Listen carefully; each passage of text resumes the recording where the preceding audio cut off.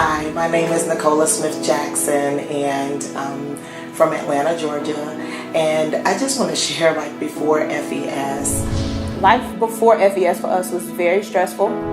Struggling financially, living paycheck to paycheck. And I lost my job in March of 2015. My mom thought that I was going to be an attorney and go to school, go to college, and have this great job, and it didn't work out like that. Some nights we would come home to no lights. Some nights we would come home to no gas. We've been evicted.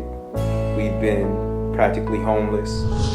And I can tell you my credit score was really shot. Lo and behold, I was hit with student loan debt and late payments. You know, it was always more bills than money, and I felt like I was just working from Monday to Saturday. I told my wife I wasn't going back to work, or I wasn't going back to school, because neither one of them ever worked for me. I don't have the skill set, I don't have the educational background, I didn't even have a network.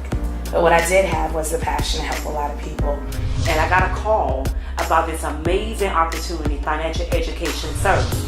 So when FES found me, it wasn't that I was looking for the opportunity, but after finding it, it's exactly what I needed. Knowing that I have a choice, it's not really about the money, it's really about the options. FES showed me that I don't have to settle, that I can be in a position, it gave me kind of freedom. I didn't think I was going to be building a business with FES. It just really felt like home.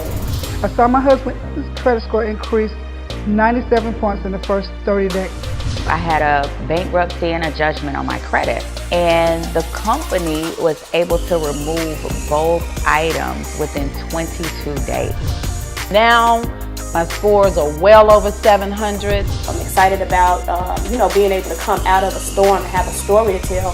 You may be where you are, but you don't have to stay there. I always say that if you can look up, you can get up. I'm so grateful that I said yes to FES.